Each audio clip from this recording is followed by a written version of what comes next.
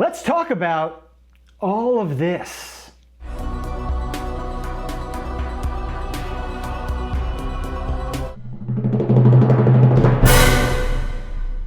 The history of isolating the sick can be traced all the way back to biblical times, when people with leprosy were banished into isolation. Now, you might think that banishment can be really effective, if not pretty cruel. But as the visibly sick are sent to die, the asymptomatic still spread the virus or the bacteria inside the city walls. No matter what the Bible makes you think, leprosy was relatively rare. And it wasn't until the 14th century and the rise of the Bubonic Plague that humanity had to deal with a large-scale pandemic. Today, we know that the plague was spread by bacteria carried by rats and their fleas. But at the time, they knew nothing of germ theory. See my videos on bread and milk for more on that. Best they could guess was God was just kind of angry at them. The earliest tactic of dealing with the plague was creating cordon solitaires, locking down an infected or healthy city with armed guards at the entrance, allowing no one to cross either way. Both versions of cordon solitaire are problematic. If you lock down an infected city, you're ultimately just dooming the healthy inside to become infected, and eventually the infection gets out. Or you lock down a healthy city. The flow of goods and services is a challenge, and any infected that are turned away wander to nearby healthy cities, dooming those people. Add to this that nothing in history really changes. The rich people, sick or not, can always pay their way through a checkpoint. Also, someone will eventually use a lockdown as a great excuse to be racist, throwing whomever they don't like into the infected pool.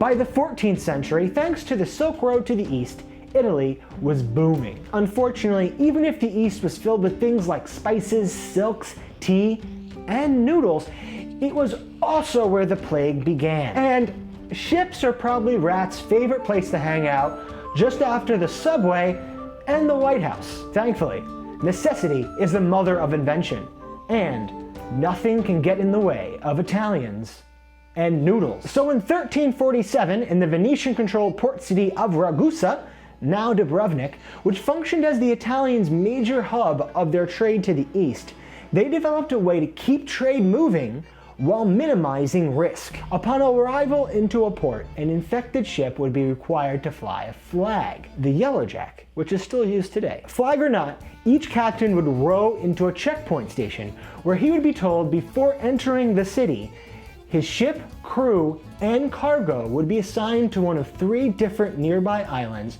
for a period of 30 days, or in Italian, Trentino. This system would be so successful that it would move on to Venice itself, where they would build 2 castle-like island stations called lazarettos, named after Jesus' zombie buddy Lazarus. As time went on, Venice would add more disinfection tactics to this system, like fumigating ships with the smoke of juniper and rosemary, continually running water over the goods for weeks on end, washing their hands with vinegar after handling people and items that may have been infected, and in 1448, extending the length of isolation to 40 days, or in Italian, quarantino, which the English would later bastardize into the word quarantine. Now, why 40 days? Probably because of all the religious stuff. Like it rained for 40 days and 40 nights during the whole Noah thing. Moses spent 40 days up on Mount Sinai chatting with God. Jesus' desert bug out was 40 days. Luckily, or maybe someone was taking notes, the bubonic plague had a 37-day period from infection to death. So 40 days, not so bad. In quarantine, you are restricting the movements of possible infected into smaller groups until you can be sure they are clear, after which they can then join the greater healthy whole. Now, this wasn't perfect, and the rich could always pay their way out of quarantine. Sound familiar? This will just keep coming up. The Venetian Empire still had some bad waves of plague. Even still, while Europe as a whole lost 30 to 60% of the population, this system allowed Venice to become the richest empire in history while this was happening, and the rest of Europe took note. Shakespeare, who would spend all of his mysterious life from 1564 to 1616 dealing with the plague, going in and out of isolation, was obsessed with Italy. 6 of his plays are set there. He even mentions the quarantine rules in Romeo and Juliet. And remember, they had literally no idea that bacteria even existed. This was just a government doing what it does best, using science to protect its people at whatever cost. And this was not a temporary reaction to a disaster. It was a permanent, highly competent, government-run, continuous monitoring effort which employed hundreds of people at a time.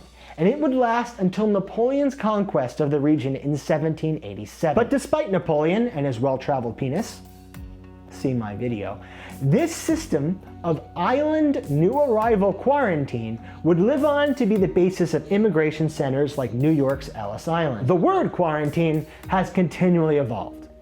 In 2020, even if we have a new Asian animal originating pandemic which rapidly spread through Europe, you can still see that whatever we are doing right now isn't exactly a quarantine in the historical sense. Incredibly, most of us are isolating ourselves for the greater good. We just all seem to have settled on calling that a quarantine. Still, it is clear at the end of whatever this is, not only will the word quarantine be redefined, but probably society as a whole as well.